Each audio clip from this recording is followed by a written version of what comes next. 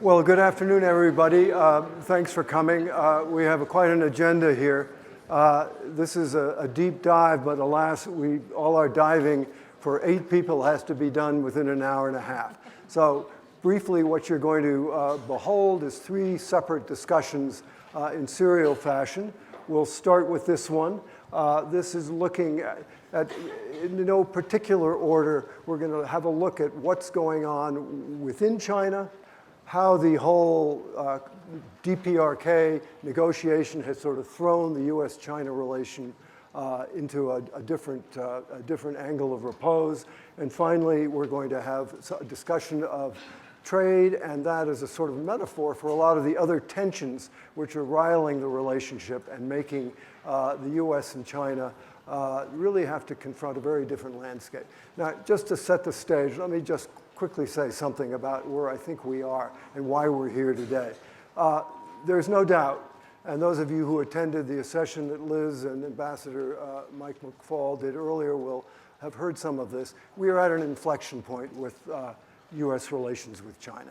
And there are echoes of this in almost every aspect of the relationship and indeed in the whole sort of global configuration.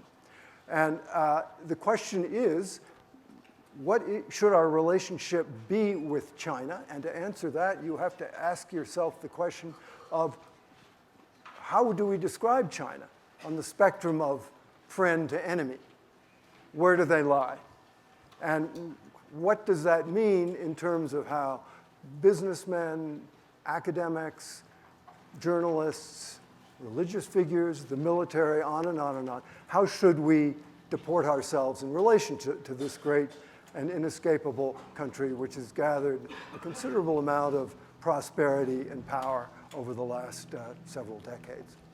So to start, let me call on Liz Economy, who's a CV Star fellow and the director of Asian Studies at the Council on Foreign Relations, to maybe talk a little bit. I wanted to sort of get you going, Liz, by saying what's really surprised you about Xi Jinping and his new reign, which is now almost 6 years underway. Yeah, thanks, Orville. It's great to be here and great to be here with my fellow panelists. You know, I think at the outset of Xi Jinping's first term as General Secretary of the Communist Party, which began in October, November of 2012, I think a lot of people mistook style for substance, right? And they thought that because he stood up and he spoke without notes and he had a vision, he was very direct in his presentation, and his daughter went to Harvard, and his father was a political reform-oriented leader among the revolutionary leaders. And persecuted. And persecuted for it, right? He was jailed, and many things happened. Many bad things happened to Xi's family and to Xi himself during the Cultural Revolution. That Xi Jinping was going to be a big reformer along the lines of Deng Xiaoping, but he was going to accelerate reform, accelerate political reform, accelerate certainly economic reform. And so I think there's a kind of myth that developed around in the first year that he was in office. But really, if you looked at what he actually did, you began to see something quite different. Because he very quickly began to sort of rein in the political front, rein in dissenting voices, start with more internet controls. So I think what has surprised me, is that he's managed to accomplish so much in reversing or upending that trajectory of 30 years of economic reform and a degree of political reform as well, and put in place almost an entirely new model of Chinese politics. And it's one that is much more centered on Xi Jinping's individual power and authority himself, right, as opposed to a collective leadership. It's one that has a much greater role for the Communist Party. I mean, who thought that the Communist Party would be reinvigorated? And yet that is an essential part of his Chinese dream. Even reinstalled in private corporations. Absolutely. To have those party committees, which are, just members of the Communist Party who would gather to, review a speech from a Chinese leader, talk about it, perform some, fake self-criticism, and launch a tree planting campaign. And now they're saying those party committees should actually be involved in making investment decisions in private companies and in joint ventures. So big push for the party, back into Chinese society, massive surveillance system, new system of social credit, just, I think, an intrusion of the party at the most micro level of people's lives. So in that sense, a kind of a reversion to a more Maoist period when you had those neighborhood committees reporting on everybody, but using the technological prowess of today. And I guess the last part in some respects, and I think we're going to hear more about this, is just that much greater ambition of Xi Jinping. And I personally had no idea that he would articulate such a grand vision. I mean, he talked about the rejuvenation of the Chinese nation, but other leaders have talked about that as well. But he really has put that into motion. You know, he's moved from staking claims on sovereignty, you know, in the South China Sea and Taiwan and Hong Kong, to realizing them. You know, he's pushed forward on this big Belt and Road initiative, and of course he's trying to change the rules of the game globally on issues like human rights and internet sovereignty. So I think what has surprised me is in some ways very Trumpian, right? Who knew that he could unravel so much of what had come before, how fragile the institutions were, that he could deinstitutionalize the selection, you know, the process of you know, a two-term presidency, so that now there's a forever term presidency. I think that probably has surprised me most. Jung, in the last couple months, I think we've seen a kind of a rearrangement of all of the pieces of Northeast Asia in the most surprising way imaginable. Who do you think is won if you look at the triangle between the US, China, and North-South Korea? Who's come out the better in your view? By the way, let me just say that Jung Pak is at the Brookings Institution. She's a senior fellow, chairs the Korea program there. My apologies. Thanks, Orville. And thank you for joining us today. I've been here for the past 3 days, and I've been amazed by your passion and your enthusiasm for all things that have been, all the great panels here. So I wanted to talk about, I think everybody won with the whole spring of symmetry, but I think the biggest loser was the North Korean people. But I want to talk about in terms of there's a debate in the China and the Northeast Asia circles about, is China an enemy, or is China a country to be embraced and, you know, lifted up into this into our way of thinking about things. And I want to look at the North Korea example as to show the fragility of both of those ways of looking at China. When China was on board with us, with the US and everybody else on sanctions against North Korea since last year, that was great. North Korea, of course, played a really big role because they were so nasty last year, right? They tested 2 intercontinental ballistic missiles. They had a massive nuclear test. You know, they called the US president nasty words, and there was just a lot of fear. And that also helped with the fact that China and others signed on to UN and US sanctions. So that was great. I thought that was the height of US-China cooperation on North Korea. But it also shows you how much work that is. Because since Kim Jong-un decided to throw a wrench into the whole thing of his own maximum pressure campaign by saying that he wants to go to the Olympics, he wants to make nice with the US president, he wants to go to South Korea, he wants to make nice with China, that totally threw everything in a way that everything in Northeast Asia seems pretty plastic right now, in that we have a North Korea that has been embraced by China, embraced by South Korea. Abe is trying to get in on the action. But I think, and this goes into the idea of competition. This was an opportunity for China to use the North Korean outreach to try to undercut and undermine US credibility in the region. I have to say, though, that the Trump administration has done a great job of helping China to undermine our own credibility and standing in the region. So I would say that as Kim has changed the dynamics of the peninsula, China has taken advantage of that and to try to steer the region toward a process for North Korea denuclearization that might be at odds with the the Trump administration's ideas. I also think that there are consequences for our allies in the region. I think we would only have to look at how China has handled South Korea. South Korea had agreed to a missile defense system. China responded by saying, and by invoking and continuing in unofficial economic sanctions against South Korea, in which the South Korean companies lost billions of dollars, all because the South Koreans said, yes, we're going to accept this US missile defense system. So I think that goes to show you how China can throw its weight around with our allies if they don't have our firm support, and how something something like Kim Jong-un saying, I want to talk and go to the Olympics, can throw all of this and upturn the tables. Do you think it's possible? I mean, one of the great accomplishments was to get China more or less on board the sanctions. And that, I think, had a very powerful influence on pushing North Korea to recognize it needed to make some accommodation. Do you think there's any chance to ever get China back onto the sanctions regimen if everything comes a cropper? That depends a lot on North Korea. North Korea so far has resisted testing any missiles, has resisted nuclear tests, but they're doing little things just below the surface, just below the radar. They're improving on their nuclear facilities.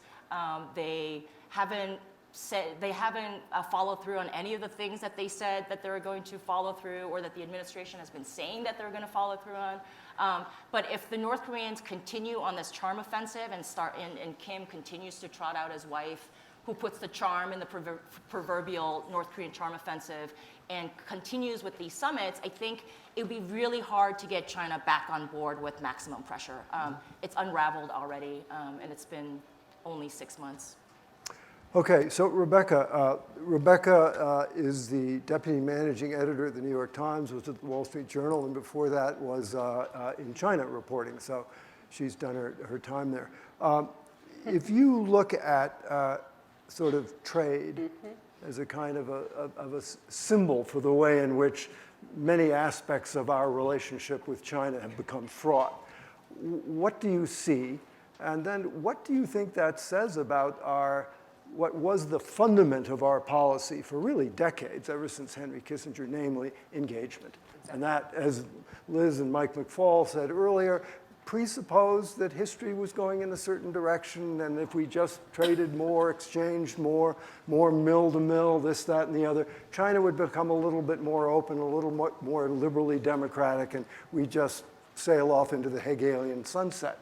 That's right. We would all rise together. We would. Well, first of all, thank you for having me. It's great to be here.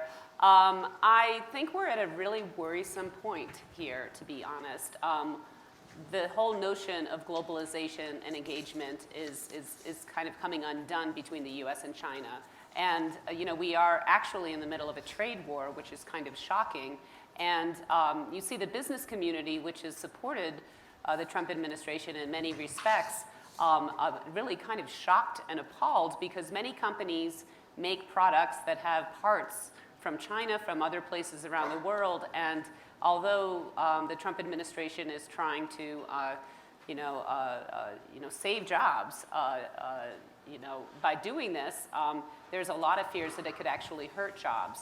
There's further fears that we could end up, in a sense, and a couple of other factors are contributing to this, of an end of globalization, of a U.S. products being made in the U.S. and Chinese products being made in China. And of course, there are very good reasons to consider that when you look at the future of work. But most people who are realistic about manufacturing, the cost of manufacturing, don't think it's realistic to bring all of these jobs back into the U.S.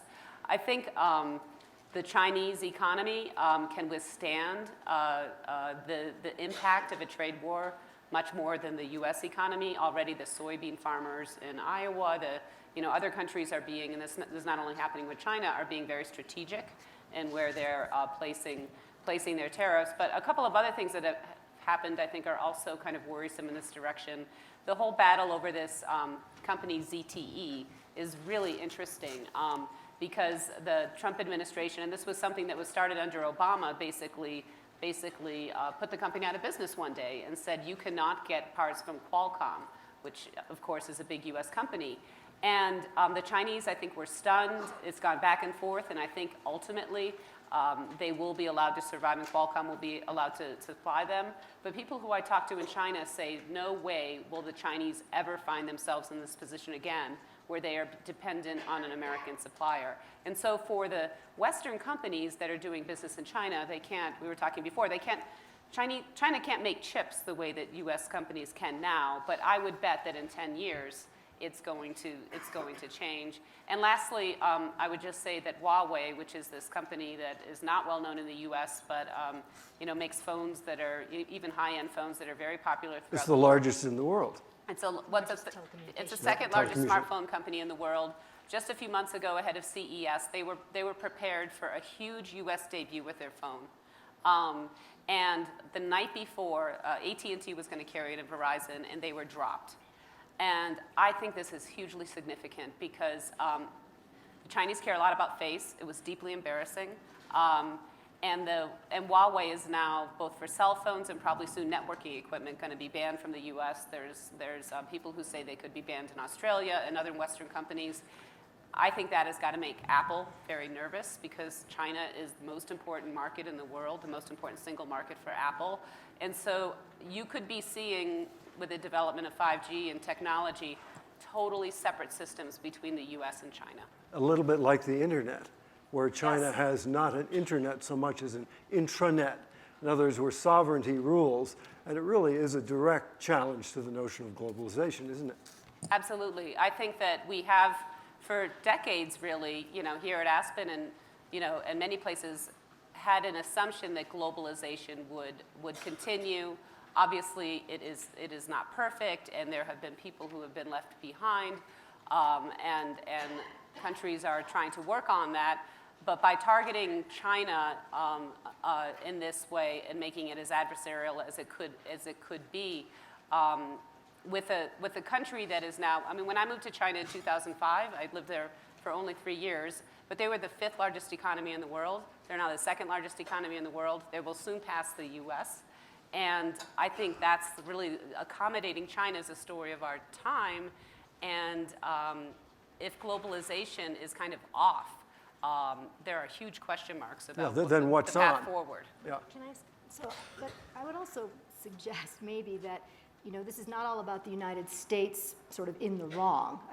Sure, Xi Jinping stands up at Davos and says China is a defender of globalization, but China does not support either the free flow of capital or certainly the free flow of information. So to some extent, I feel like the media, international media, has given Xi Jinping a free pass. So all it takes is for Trump to step back and say, America first, and, we're withdrawing from Paris and, doing all these things, and we're bad. But it doesn't mean that China is good and that China is ready to step into the breach. And I guess I would perhaps also suggest that when we're looking at the measures that the Trump administration is taking against China right now, I agree with you that where the tariff sort of war is going is not clear and likely not to end well. But I do think that we have been accommodating China for a very long time. And we have listened and we have waited and we have expected that they were going to do better on things like intellectual property rights protection, forced technology transfer, subsidies, internal, very sort of nuanced barriers to entry for American and other companies. And at a certain point, when you do have the 2nd largest economy in the world, you have to stand up and say, enough is enough. And to that extent, I think the Trump administration is right. The end strategy may not be the best, but I think that the point is an important one. And I think we're not the only ones. And if you look at all of the different chambers of commerce, and I did make this point earlier, if you look at we all say the exact same thing, right? All of our allies are concerned about the exact same problems dealing with China that we are. So I just want to toss that out there because the globalization doesn't just depend on the United States doing the right thing. It really depends on China doing the right thing, and China hasn't done the right thing for a very long time. Could I also add that part of creating and maintaining this a favorable environment is to make sure that China does the right thing, but also to empower our allies and partners to put the pressure on China to abide by the rules of law and to not suppress human rights and all of those things. So I think when people ask me why is it important that the U.S. has a presence in Korea, it's to make sure that China knows that we're serious in supporting our allies and that our allies know that we're committed to the region. I think all of us would agree that the playing field, whatever field it is you're playing on in the U.S.-China relationship, is out of level, that it needed to be readjusted. And Mao Zedong was fond of saying that without destruction, there can be no construction. And I'm fond of comparing Donald Trump to Mao Zedong on that account, but I think actually Donald Trump gets the destruction part pretty well. It's the construction part, that, as Liz was intimating. So what is the remedy then? If in fact we have all of these, and you go around the compass rose, at this point in America, I don't think there's one sort of major grouping of Americans, from military to academics to media to business to church, you name it, that is for a no-fault China policy. So what's the remedy? Well, first of all, I just have to say I completely agree with you about the Chinese wrongs here in terms of waiting for markets to open that never open, the wanton theft of intellectual property. It's been going on for so long, and people are really upset about it. It's hard, though, in terms of like what the prescription is, to not believe that further integration is at least, and having a presence. Do you think they want to be integrated? My reading is that they have a system that they're starting to look at and say, not bad. But this is a really big problem for the U.S. I mean, Sequoia and a number of the Silicon Valley VC firms are now mandating that half of their VC money goes into China. Mary Kay is going to talk about it in a bit, but the advancement of the Chinese tech companies of AI, there's so much. This is the world's largest internet market. And if U.S. companies really can't invest in China and take part in the largest market in the world, that's a huge problem. So it's, it is hard to imagine. I mean, I think there should be some, some legal, the WTO never really worked in the way that it should. CFIUS now may be expanded to cover more deals. I think that's probably a good idea. CFIUS, by the way, is the Committee on Foreign Investment in the U.S., which gets to yay or nay deals with China that may violate national security.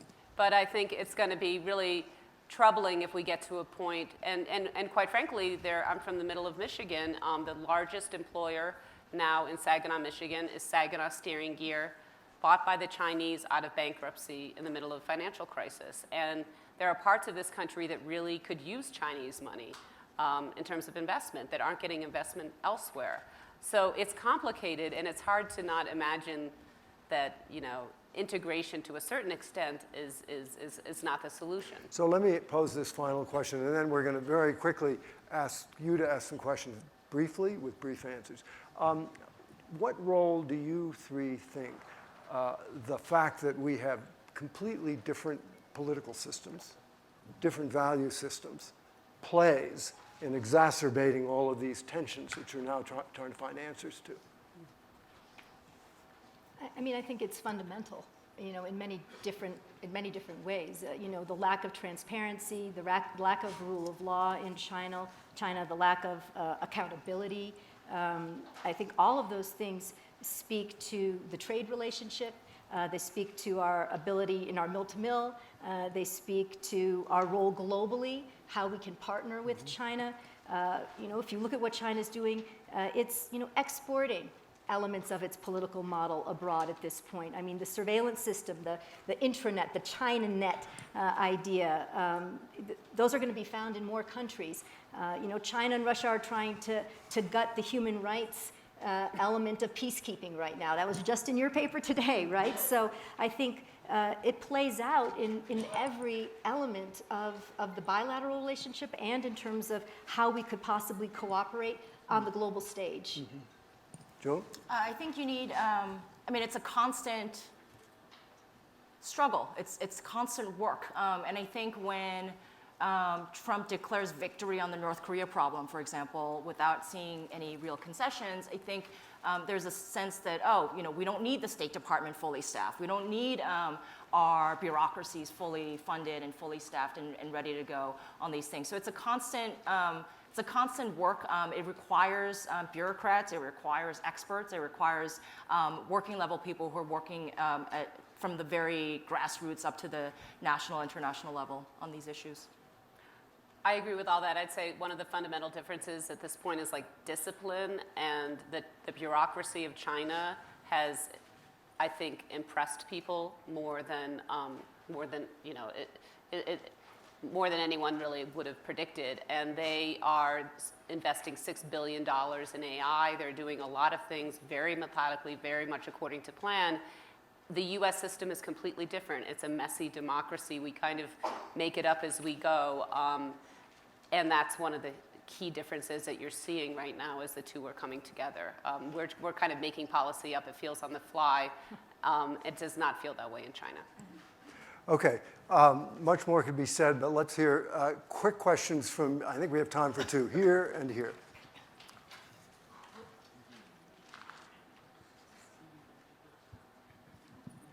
My name is Robert Potter. I want to ask three quick financial We'll give you one.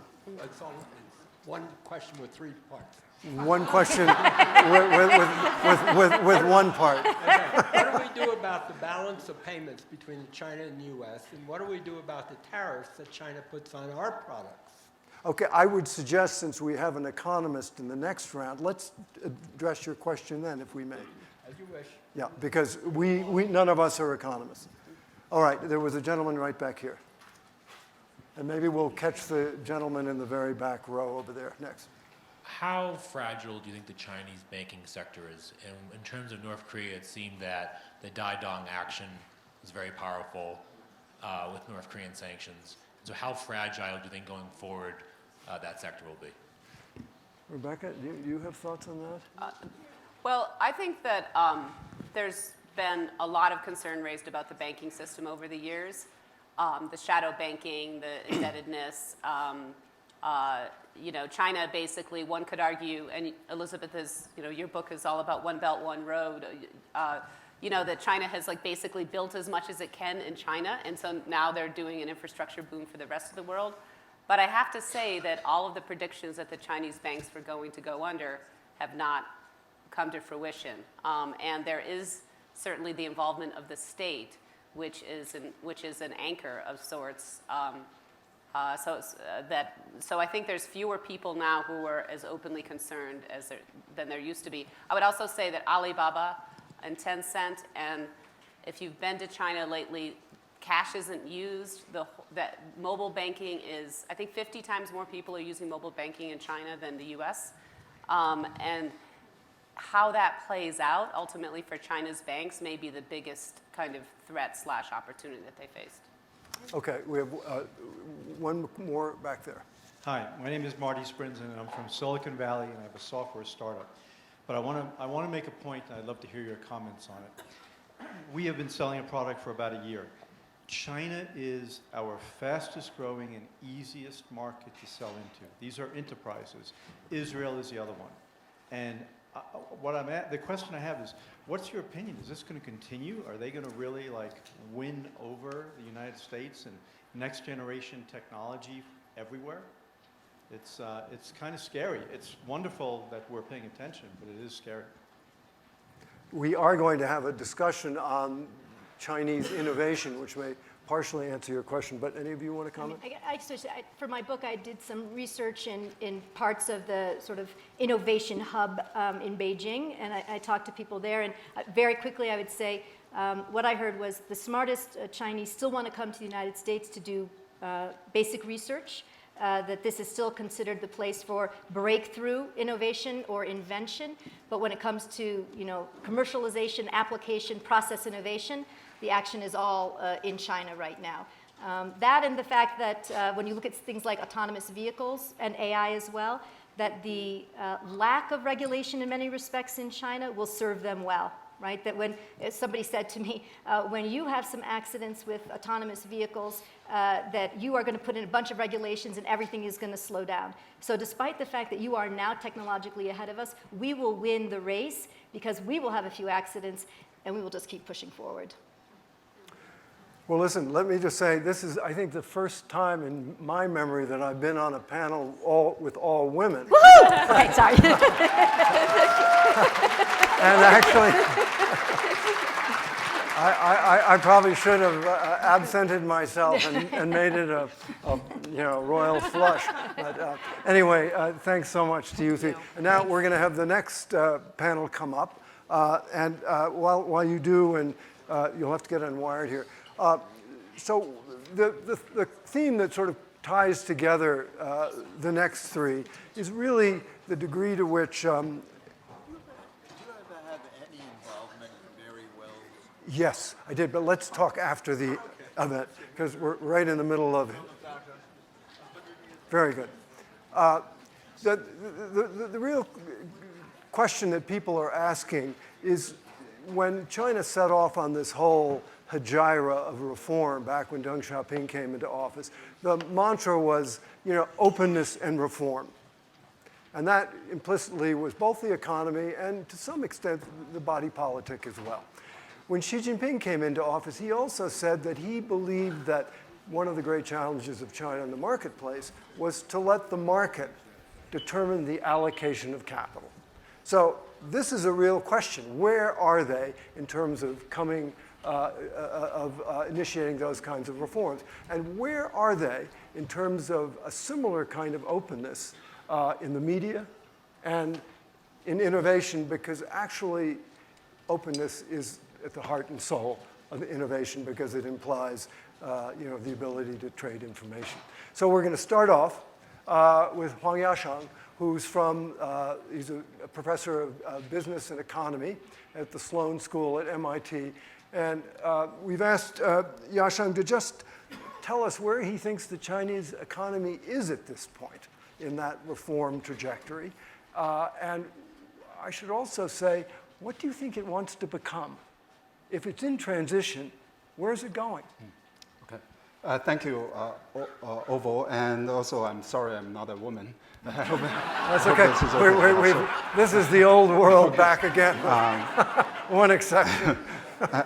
And I think I agree with Liz about her diagnosis of Xi Jinping. He's saying these liberal things, and then that has earned him the reputation of a reformer.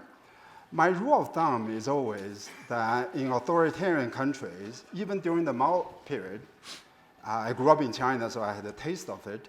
Even during the Mao period, the top dog always enjoys freedom of speech. So Kissinger wrote about the outrageous things that Mao said, and whereas everybody else didn't have that. And societies like that always put democratic in their title. Sure, that's another thing, right? So essentially my litmus test is always not to listen to the top dog and go down to see if the second tier people, third tier people can say similar things. And I have to say, under Xi, that test, if you impose that test, I would say that test has failed. So he can say whatever he wants, but at the lower level, you don't find similar rhetoric and similar reform actions. On the bigger question about where China is going in terms of economic growth and all of that, let me just put some nuance and complexity to this idea that engagement has totally failed. Right? So I understand why people have that view. I disagree. I disagree not in terms of totally. Right? So the disappointment is that China has not become a democracy. And I'm working on a book going back to the history, economic history of China, political history of China. This is a system that has been operating with the same political system for the last 2,000 years. And it has a very strong DNA to that way of operations.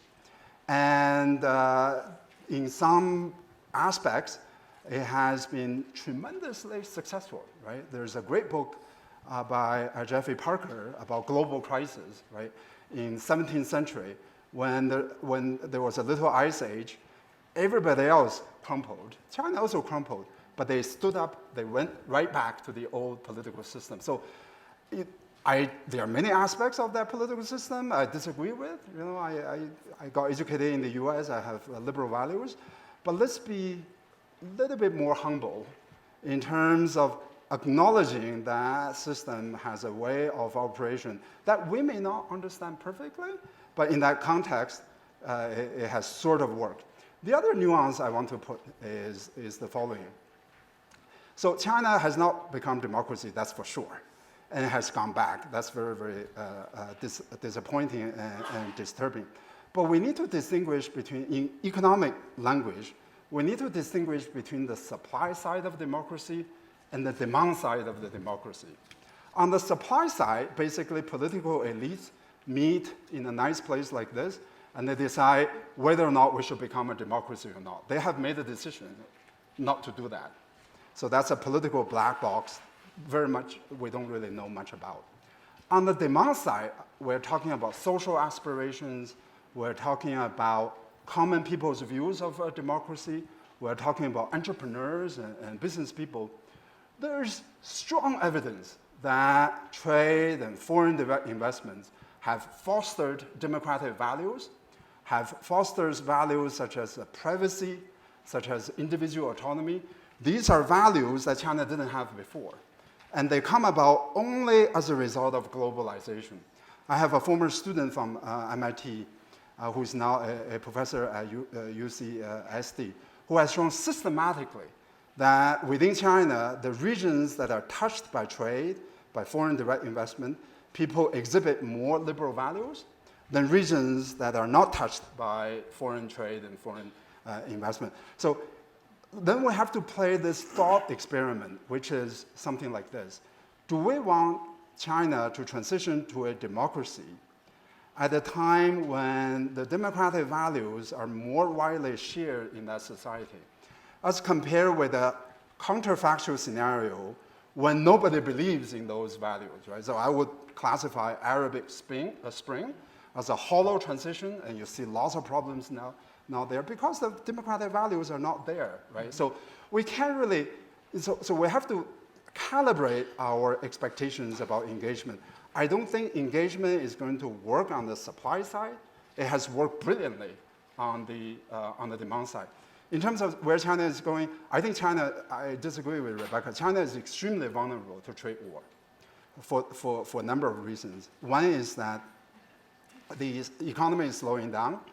30% of the Chinese GDP is foreign trade, and the productivity is slowing down. This is actually the critical number. Mm-hmm. There's a question about banking system and all of that. If the productivity numbers look good, then we can avoid a banking problem. But the productivity number is coming down. Trade, export sector, is actually one sector that has superior productivity performance.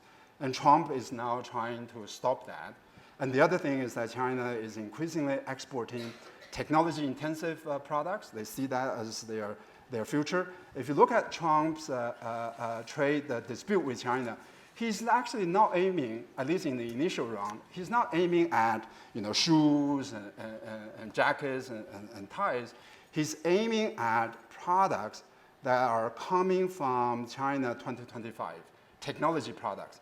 Essentially, these are products that are competing with the US companies rather than products that don't compete with the US companies. So if that's the case, Yasheng, do you think the impulse in China to retaliate or the impulse to recognize that the interest may be actually in coming to a compromise with the US, which will win? No, I think China actually recognizes its vulnerability.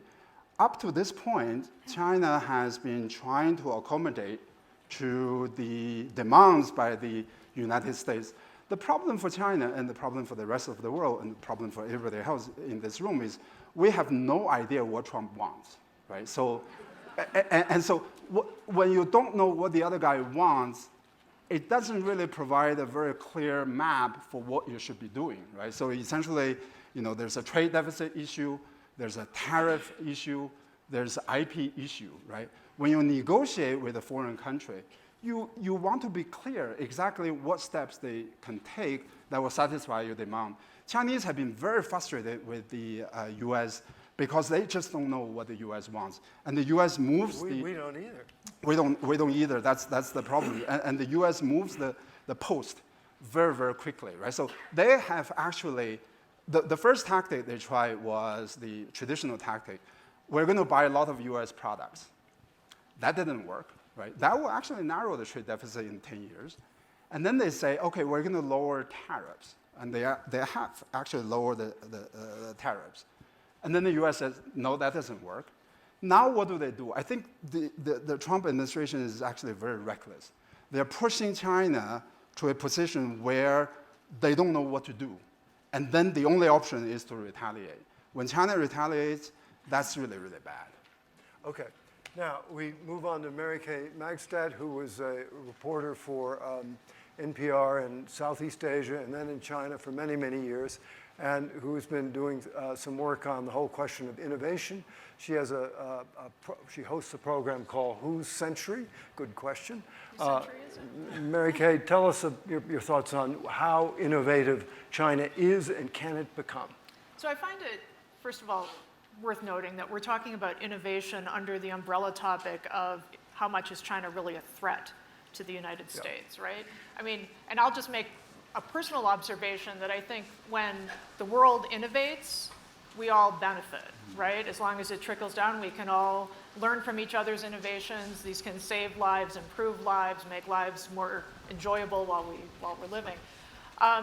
When it comes to innovation in China, I was in China in the 90s, and in 1998 when President Jiang Zemin first stated as a goal, we want to move toward China becoming a global leader in innovation. So China has had a plan and a strategy and has invested hundreds of billions, probably trillions of dollars in building research parks and trying to bring top Chinese scientists and researchers from the States back to China to run some of these labs, encouraging Chinese companies and giving them subsidies and giving them preferential treatment over foreign companies that have been in China.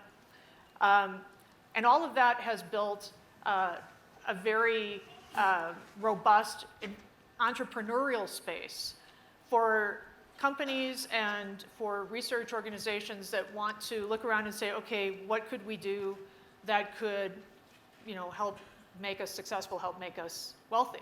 And I think when it comes to innovation in general, not just in China, but also in China, you get what you measure, and it depends what how you're defining innovation.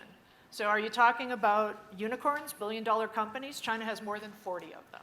Are you talking about patents? Last year in 2017, there were 1.3 million patent applications in China, of which 300,000 were granted. Sounds really impressive, but when you go to the triadic patents, the patents that were granted, those same patents that were granted in Japan, the EU, and the US, much, much lower. Chinese patents that went to Chinese individuals or companies in the US last year was 11,000 compared to 300,000. If you look at the Forbes 2018 list of 100 most innovative countries in the world, and this is just one list, you could take another list, it would have a different configuration depending on what they're measuring. But on this one, there were 7 Chinese companies, and the first one, Tencent, which makes WeChat the equivalent of WhatsApp in China, but it does so much more. They were number 26. So 7 Chinese companies, same number of Japanese companies. South Korea and India both had 5. The US had 51. So it's not really at this point, at least according to those ways of looking at it, a close race where the US should be like thinking, oh my God, they're snapping at our heels. As was said earlier, a lot of top Chinese students, post-grad students, people who want to do startups, have been coming to the US over the last 10, 15 years. The students are still coming. The entrepreneurs are finding that they can do, they can take off more quickly in China. But there's a lot of back and forth between Silicon Valley and specifically Shenzhen, which is the city in southern China that's just across from Hong Kong, and where some of China's most innovative companies are based. Again, Tencent, Baidu, BGI, which is the Beijing Genomics Institute, DJI, which is a drone company, very innovative for what it does.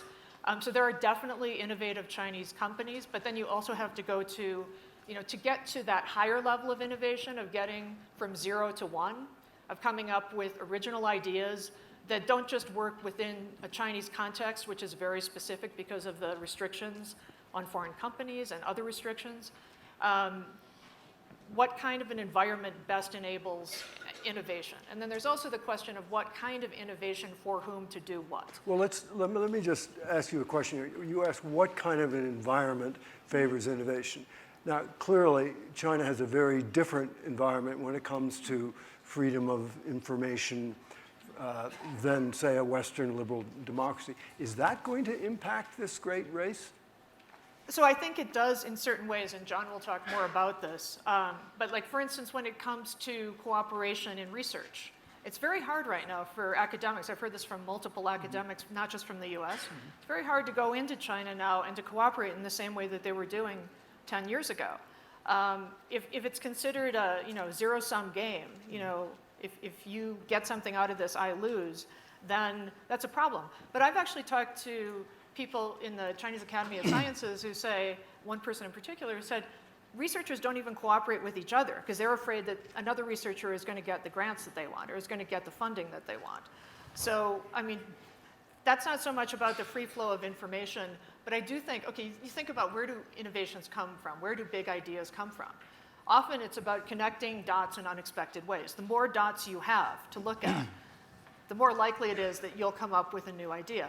If you're limiting how many dots people have within an information environment, it would stand to reason that while they could be very agile and effective at innovating for the Chinese market, to rise again to the international level, to be a global leader in innovation of the kind that really transforms the way we live, they're not hitting it. And if I could just add one more thing, I think an interesting question that raises is, and so what? Because is that what the Chinese government is really solving for? Or are they solving for being the most powerful economy they can be in Asia and in the world? Yeah. So, I mean, this question of we pride ourselves in First Amendment, freedom of expression, academic freedom, et cetera, what's it really worth when it comes to development? Now, one example, of course, is the media. China has television stations, radio programs, newspapers, websites here. We don't have anything in China because we can't. Describe for us, John, how the media, both within China and in regard to the foreign press, has sort of evolved, and what you think the consequences of that trajectory are. Thanks. Thanks, Orville. John, by the way, was a Washington Post bureau chief for many years, written some wonderful books. The Beautiful Country in the Middle Kingdom of Late, sort of the go-to history of US-China relations, and before that worked for AP in China. So. Thanks. It's great to be here. Actually, I come here directly from Phoenix, where it was a mild 106 degrees, and I was a spectator at a under 15 national baseball championship, and had the honor to see my left-handed son pitch and win a couple games. That was great. And he's from Berkeley, so he's not used to that hot weather out there. So, I want to steal kind of a couple of ideas of Yasheng, a couple of ideas of Mary Kay, to talk a little bit about the Chinese media landscape, but to step back a little bit and clearly from 2009, but actually really intensifying in 2012 when Xi Jinping became the chief of the party. You see China launching this campaign against liberal ideas and basically the idea that a free flow of information is critical to a modernizing society. And they've done it in a variety of ways. They've attacked what they call historical nihilism, which is any criticism of the history of the Communist Party in China. So books about the Great Leap Forward, during which 30 million people died in China because of disastrous economic policies, banned. Books about the Cultural Revolution, where about upwards of 1 million people, many of them with Western education, were murdered, banned. At the same time, you see them broadening a crackdown in China on all forms of political activism. So today, the general estimate is about 1,500 political prisoners in China. That's a significant increase from the 1990s when I was a bureau chief in Beijing for the Washington Post. And that doesn't even include what we believe to be the tens of thousands of Uyghurs in these re-education internment camps in northwestern China because of the Chinese fear that these people believe in having more autonomous or even independence from Beijing. This general suppression of First Amendment rights has naturally bled into the Chinese press. And Chinese press from 1949 on, from the revolution on, was always state-run, but there were periods of time from 1949 until the present day when the press was given some freedom actually to be involved in the debates of the day. So I'm thinking of the late 1980s before the Tiananmen Square crackdown. The press was really a wellspring of really important debate about what type of future China should have as it was opening to the West. And even in the late 1990s, we have the Chinese press really with but path-breaking investigative journalism about environmental disasters, which Liz Economy's written about in her book on China, on China's environment, but also about other scandals such as the selling of HIV-tainted blood in central China. I mean, these are stories that if were printed now would basically be a direct line for that reporter to go into jail.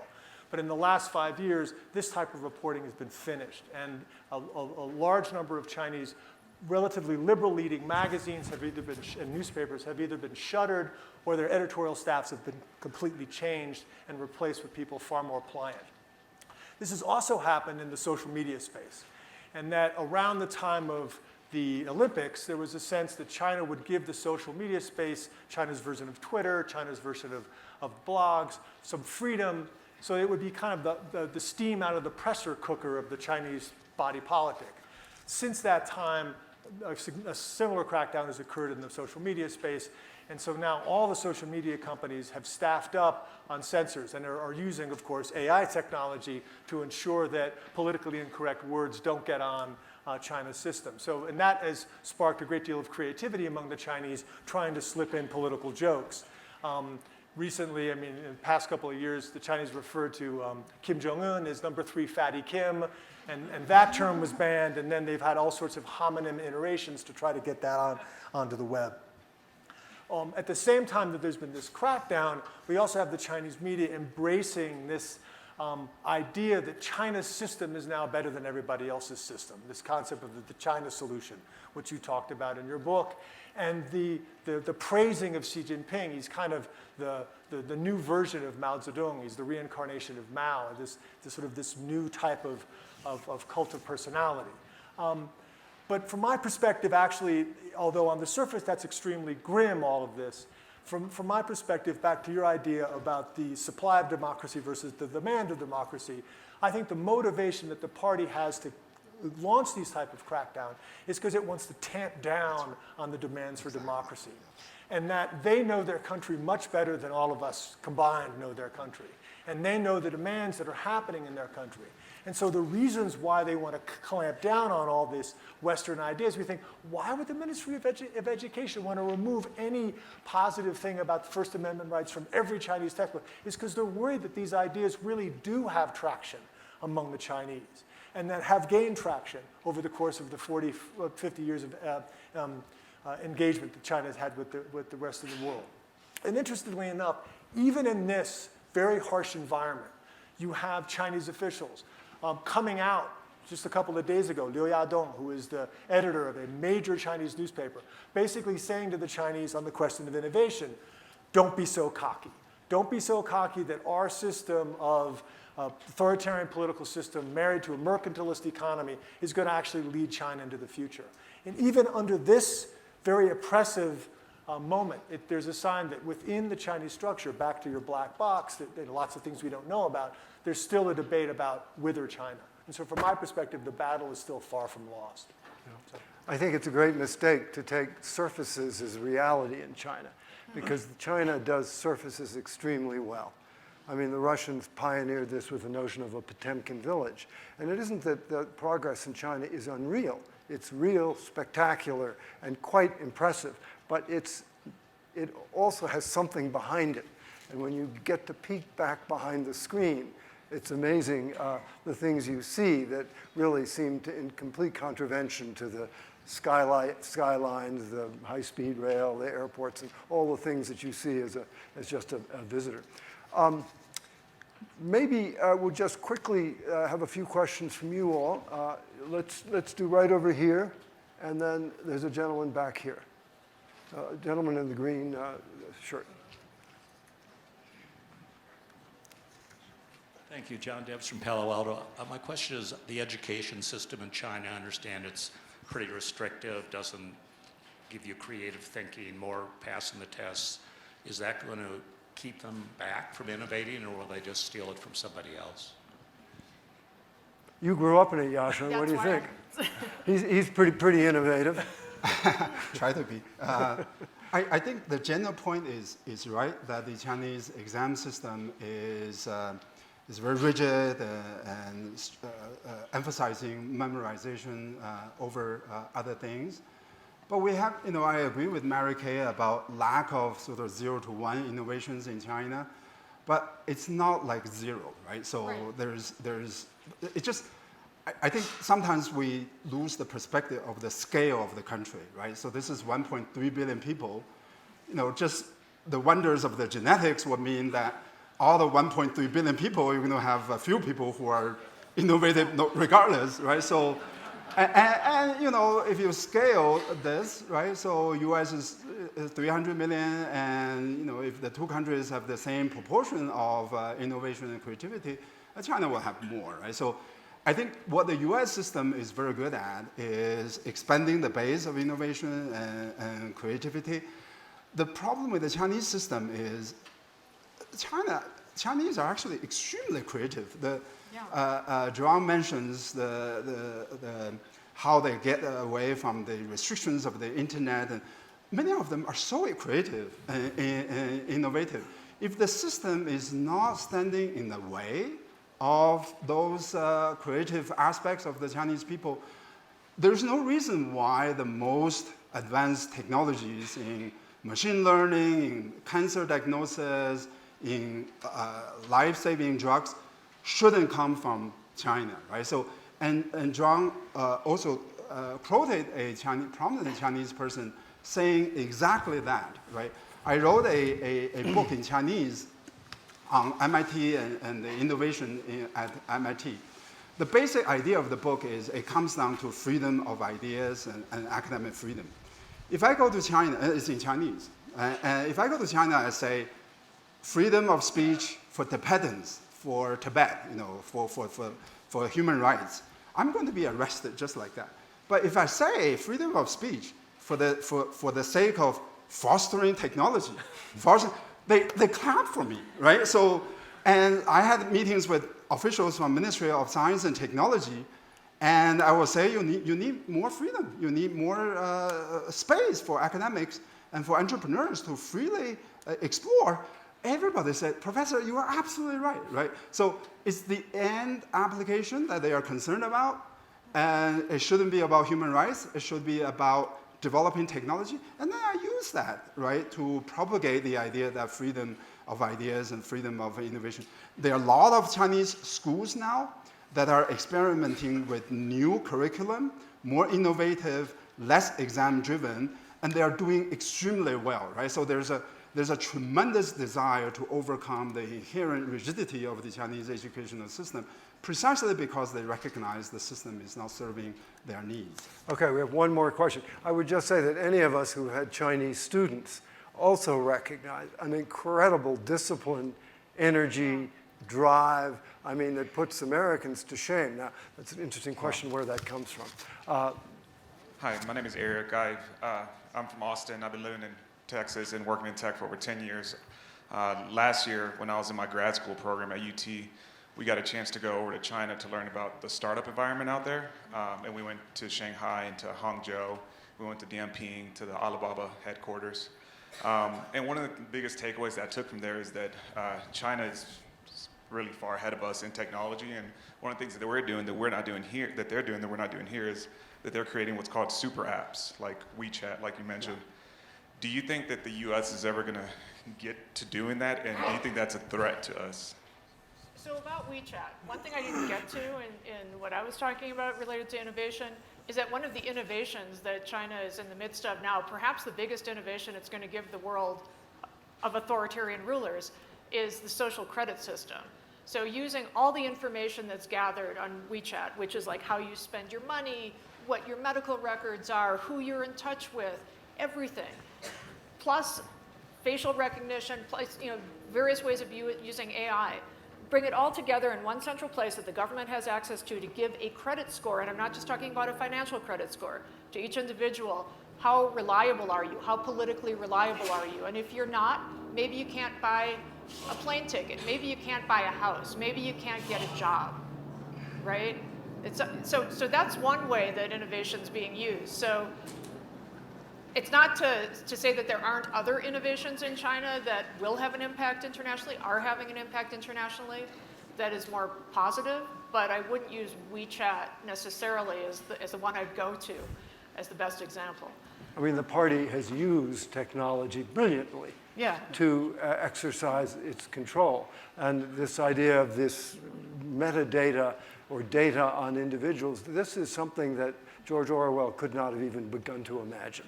Yeah. But I do believe that, I think the other side of his question is US is not doing enough, right? So if you look at, I have a problem with a government that is trying to stop the Chinese from doing these things, and at the same time is undercutting education and science in your own country, right? Research So not funding the research, and if you look at the US spending on R&D, the government spending, it stays about $7 billion for the last 15, 20 years. In inflation-adjusted terms, it's actually going down, right? And this is a Congress that has passed the biggest tax cut for many people in this room at the expense of education. They're taxing MIT, they're taxing Stanford, they're taxing Harvard to support the tax cut for the rich people. Do you think this is the right way to respond to the rise of China in terms of science, in terms of technology, right? So my argument is that, yes, we have a problem with China in terms of the way they do science and technology, especially IP. But we should encourage them to do more precisely because US is not doing it, right? There should be another Sputnik moment in this country. That's the right way to respond to the rise of China. Well, on that exhortatory note, thank you to our panel. Now, we're going to end. We have two very distinguished gentlemen who've spent their life in the armed services, and we're going to turn to security, which of course is really where the rubber meets the road.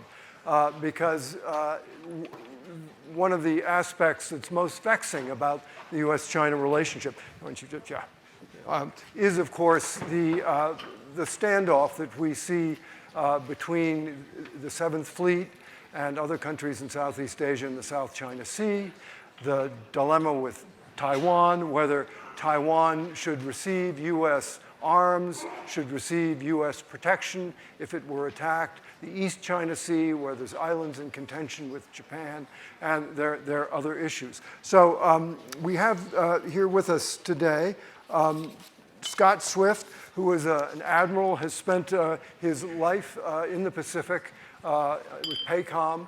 And we also have William Shelton, who's a 4-star general, who was the commander of the Air Force space program. So we thought it would be interesting for us to end with them and maybe begin with you, Scott, and how things look from your vantage point of being with the Pacific Command out in Asia, where China is definitely rising. So I would agree with my co-panelists that it's been an interesting couple of days here for me, getting perspectives, not just on the China dialogue, but more broadly. And I see many of those perspectives overlapping. And to get a specific response to the question, is China a threat as a military practitioner? Tell us a little, Scott, what have you been doing out there these last decades? Just give us a practical sense. For me personally? Yeah. So I'm somewhat unique. Well, I should say that I'm in the military as of, and will be in the military until midnight Saturday night. And then I'll join Willie in retirement. And I'm unemployed. It's a unique experience, over 40 years experience in uniform. So this is a big transition for me. But I'm somewhat unique that all my operational experience has been in the Pacific. I've deployed from the West Coast, other than 3 wonderful tours in the Pentagon and 1 2-year stint as the Deputy Commander of Naval Forces in Central Command. And so I think this arc of change is consistent throughout the 40 years that I've been in the Pacific. What's different is the acceleration of that arc. I think it's fitting that Willie and I wrap this up because too often, I won't speak for Willie, but for myself, too oftentimes the dialogue turns to a military discussion. And as an admiral, invariably it comes down to freedom of navigation. So in my perspective, it's counterproductive to try to characterize the relationship the United States has with China in the perspective of are they a threat? It's a relative question. What is at play is a competition. And the competition is based on the international rules-based order that was established in 4 conventions in the last year of World War II, going all the way up to the San Francisco Convention of 1951. That was the basis of the international rules-based order. What's most important as that foundational basis is not only the rules that were established, but also the institutions to change those rules, knowing that the world would change as we go forward. So what the previous panelists have said and what resonates with me so much is, well, let me explain it this way. The world stage is not getting any bigger, and rightfully China is taking a place on the world stage, just based on its economic power in of itself.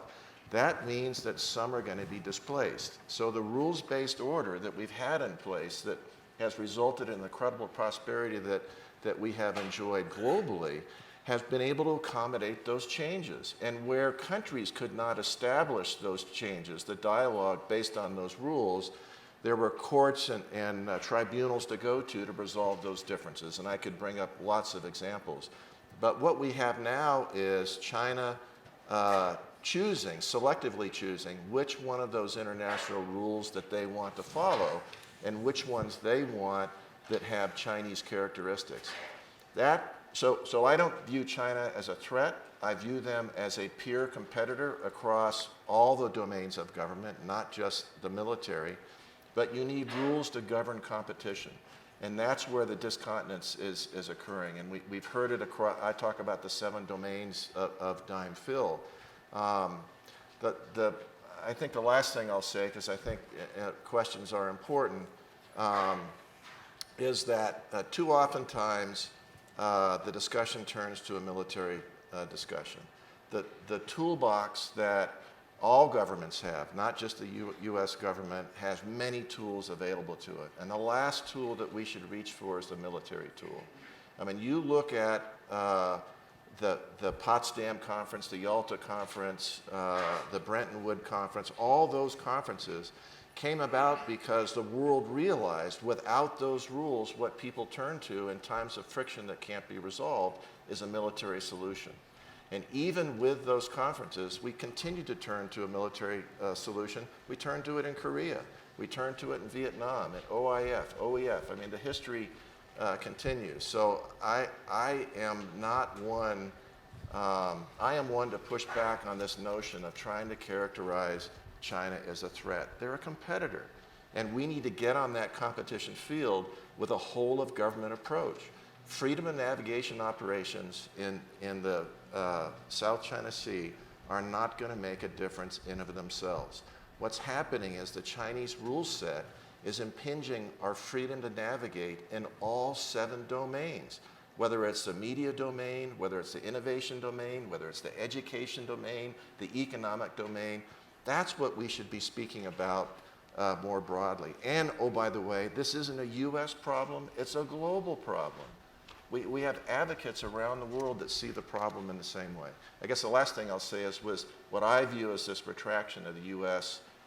From the Indo-Asia Pacific. A benefit of that is the stepping up of the countries in the region that are realizing without U.S. leadership being in the fore as it has been in the past, they're stepping up and doing things like TPP-11. They're stepping into the gap with China. I see even New Zealand that is very much at risk with its dairy industry from a commercial perspective. The comment, Elizabeth, I think you mentioned, it was Lotta that had the property that the THAAD was put on. Lotta was put under incredible pressure internal to China with the Chinese government sending the message to the Chinese people, boycott Lotta. If that's the model of success that we're going to pursue going forward globally, then I think we're in for a very rough ride. But I would agree with the panelists as well.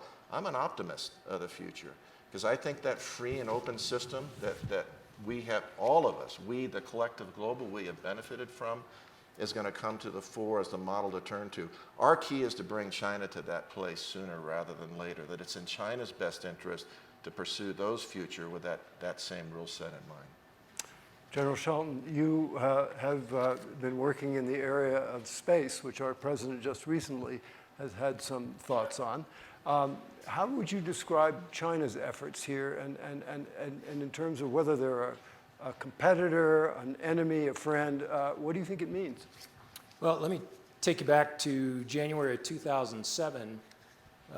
We had been watching the rise of Chinese space capability for several years. The intelligence community was doing a good job of watching Chinese communication satellites, navigation satellites, intelligence gathering satellites, all those coming into play. And all that was peaceful. The peaceful rise of China, of course, is not really a big concern until it turns a little bit offensive.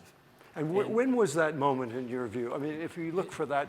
Yeah, we had watched several tests coming up to January of 2007 where we knew that they were launching an anti-satellite weapon, testing an anti-satellite weapon against a point in space. And okay, fine, if you want to work that technology problem, that's good, because it is a very difficult technology problem. But on that day in January of 2007, they actually impacted one of their satellites with this anti-satellite weapon. Unthinkable that anybody would actually do that in space. And the reason it's unthinkable is because of all the debris that it creates. You talk about something that's moving at 17,000 miles an hour, and you hit it with an object that's going faster than that, that's going to cause a big mess. And it did. And we will live with that debris for decades to come. And so as we watch that development, it generates even further concern about, is this a peaceful rise of China?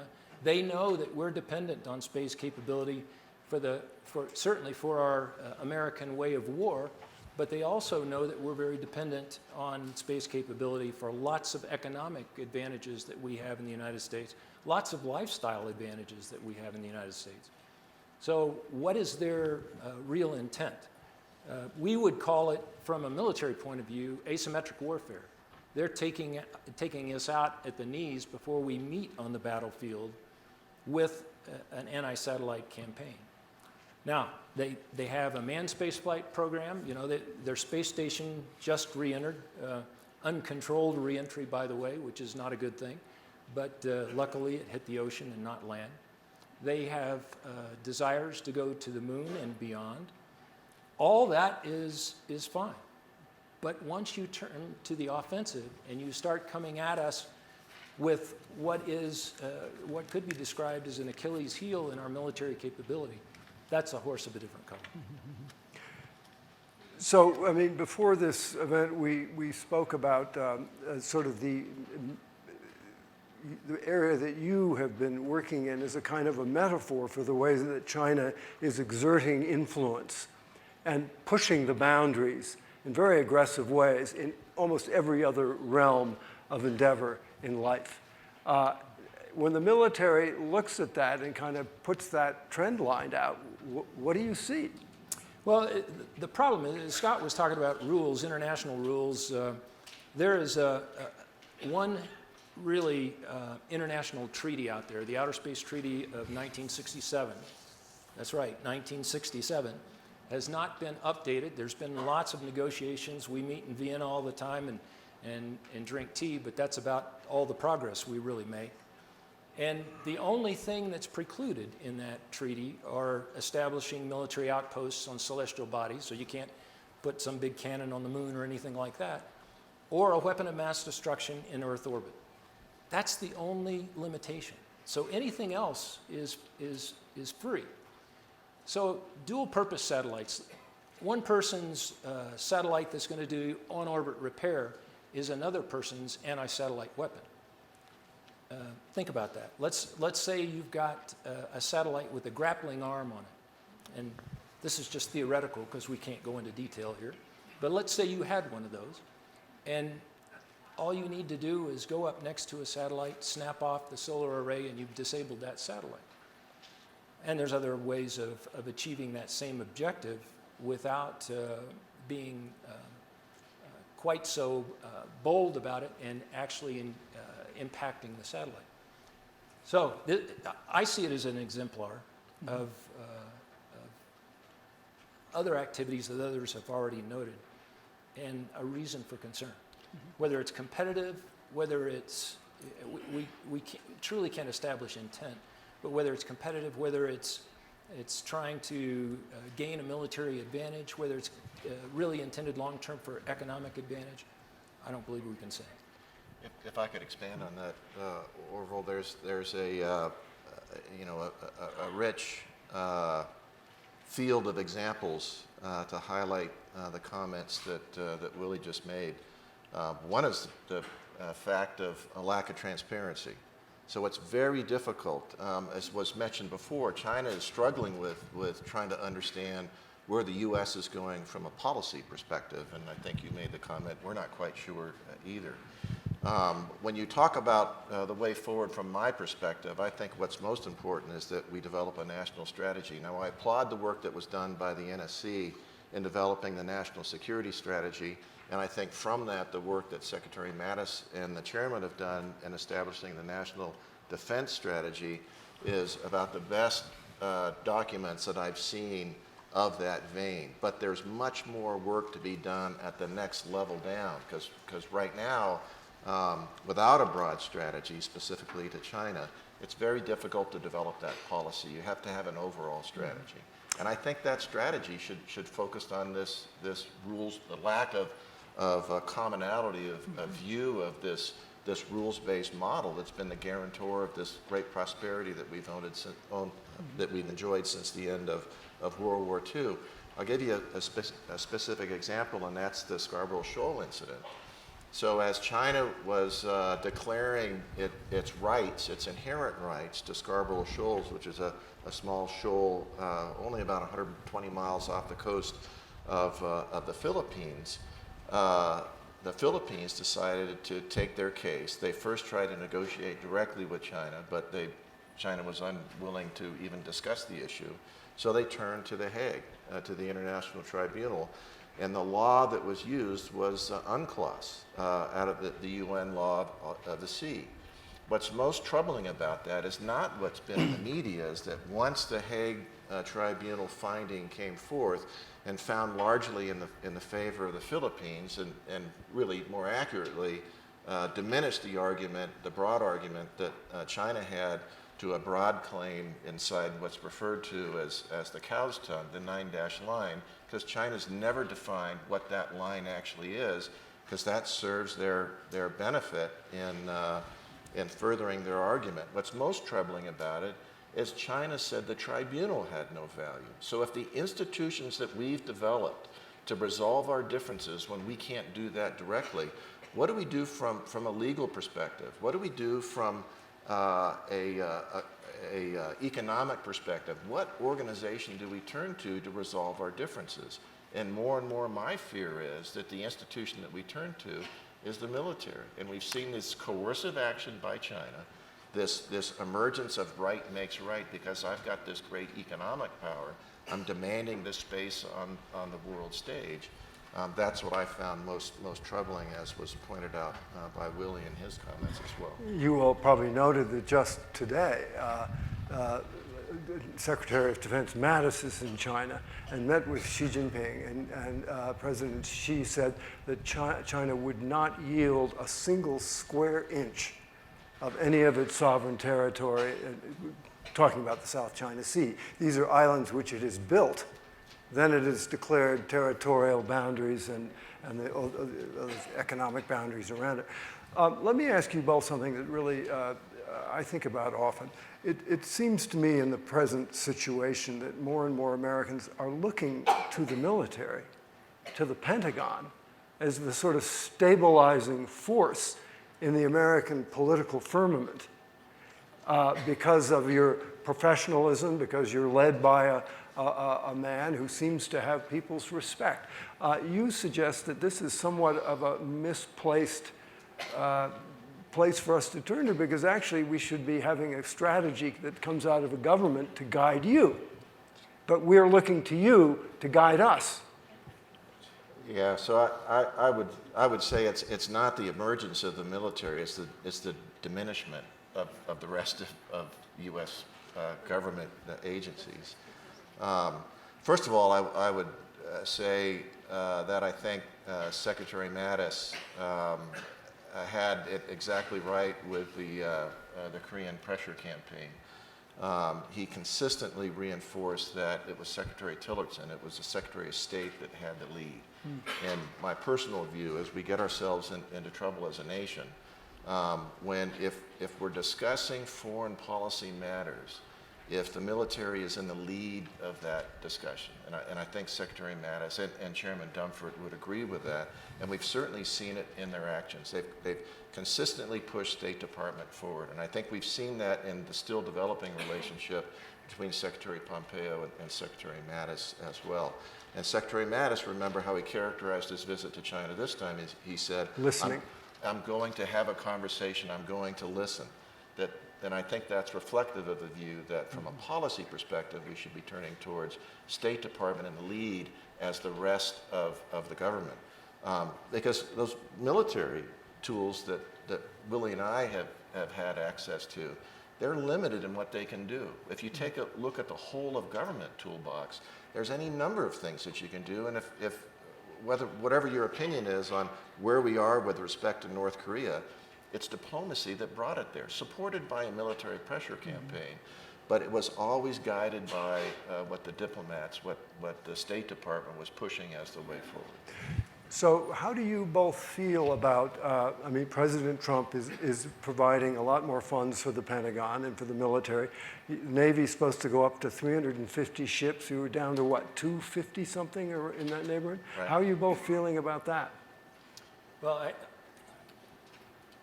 the military budget over the last many years now, let me just take the Air Force as an example. We've been in continuous combat operations since January of 1991.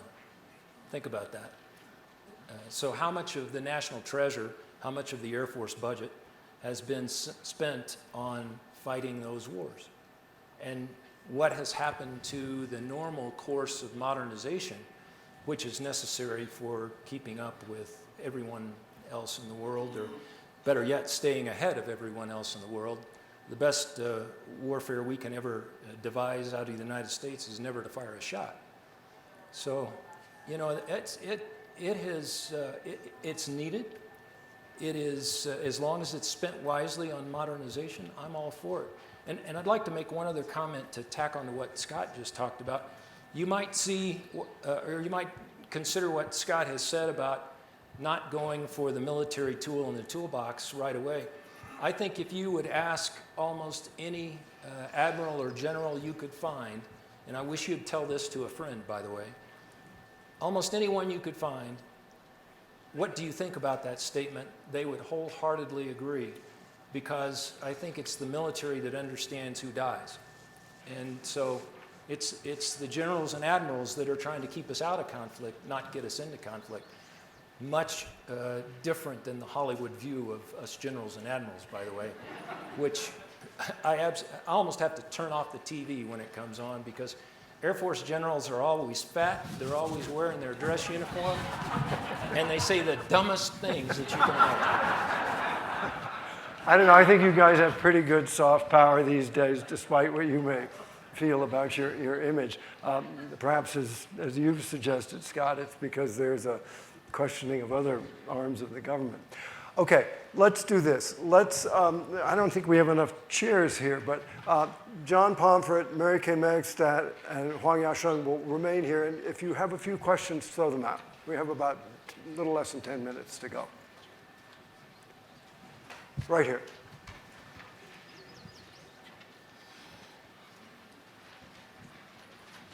Thank you very much, Francis Najafi from Phoenix. There was an increasing impression that military also had become very corrupted. In fact, what I read was a joke that you could become a general in Chinese military with $1 million payoff. This is way back. Was that your experience? And since Xi Jinping has taken over, and I guess consensus that their system could collapse unless to address the question of corruption, Do you see that changing? So he's asking about corruption in the Chinese military. As you probably all know, there's a huge anti-corruption campaign that's been going on for 5 years that Xi Jinping has initiated. So, thoughts? Yeah, I would turn to some of the other panelists to comment on Xi Jinping's anti-corruption campaign. My uninformed, biased view is, on the positive side, I think it's for the betterment of China. On the negative side, it seems to be fairly selective, and I think that's true in the military as well. So I don't think there's any doubt how corrupt the Chinese military is from a cultural perspective. I mean, that's how you promote it up. At one of the other venues, there was a discussion about, and Woolley touched on it. I mean, I was involved in my first combat operations 30 years ago, and it's but about every 2 years I've been involved in combat operations. That's not the case with the Chinese military. That gives us significant advantage. I think they're closing the gap from a capacity and capability perspective, but from a leadership perspective, especially delegating leadership, down to young sailors and young airmen, that's just part of our military culture. I didn't know where you were going with the corruption piece, whether it was with respect to the PLA or whether it was the U.S. military. I think there's a pretty high standard in the U.S. military, and that we publish those that fall short of the high standards that we set for ourselves. But I think China recognizes that they cannot lead with the purity that's necessary to drive young Chinese into combat, to support the goals of the Chinese government, the Chinese people writ large, without getting after this corruption challenge. But there's many nuances in there that I think others understand better than I do. Willie, Other question right here.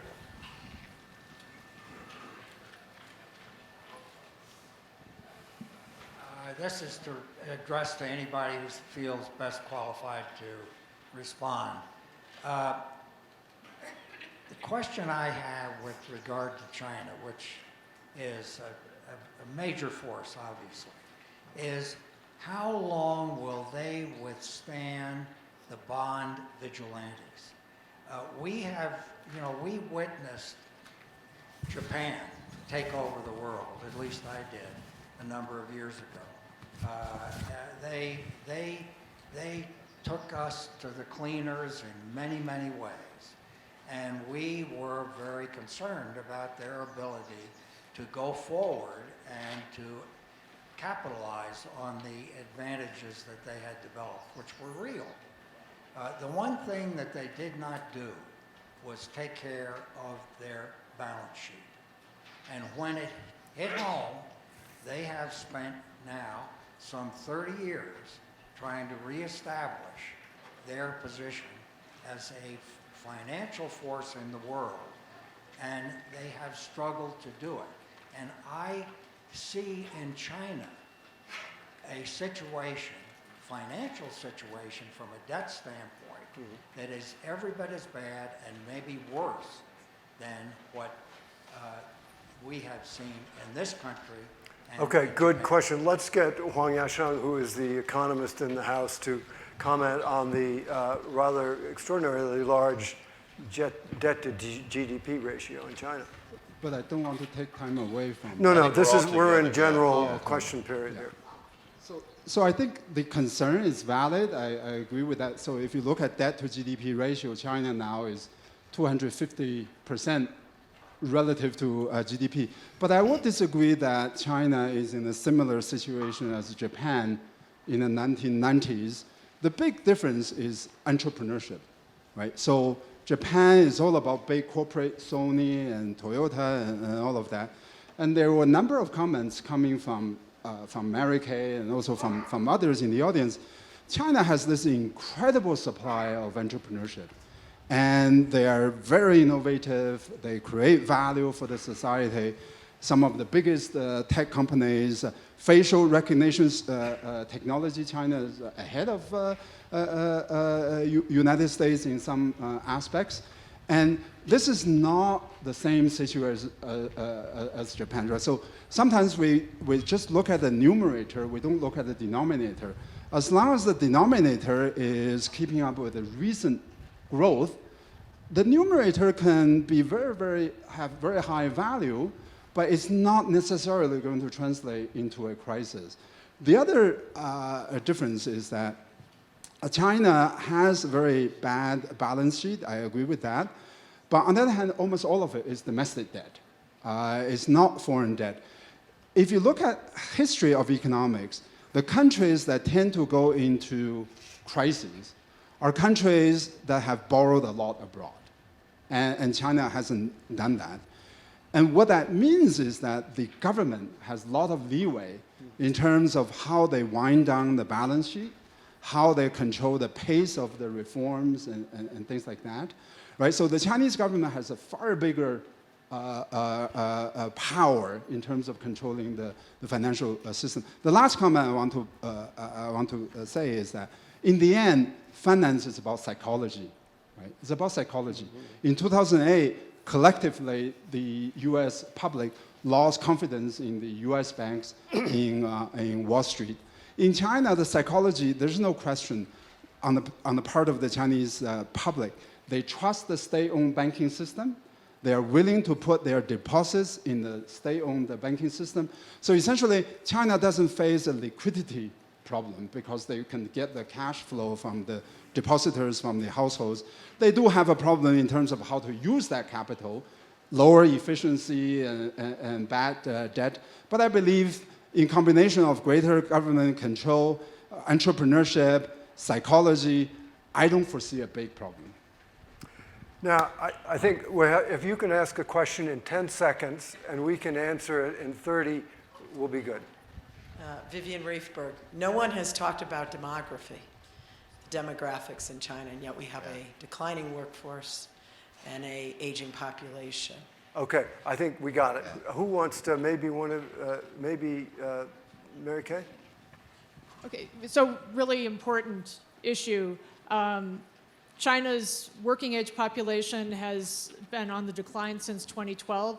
That's part of the reason why the Chinese government's trying to pivot toward becoming a global power in innovation. It knows it's not going to do cheap manufacturing anymore, doesn't want to, wants China to be able to have higher value-added manufacturing and genuine innovation. And so that's partly a response to demography, but that's going to be a challenge in multiple ways for China's workforce going forward.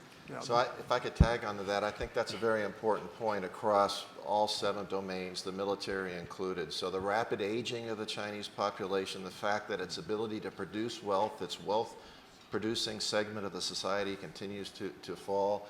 To the comments on Japan, a discussion that I was having within the staff before I gave up the fleet was, what does it look like with the fall of China? We talk about the rise of China, which benefits us all. What happens if this economic model, this new approach that China is taking, fails? And I think demographics is extremely important to understand its contribution to that risk. Well, good. Thanks, gents, and thanks to our other 8 panelists. Appreciate you all for coming.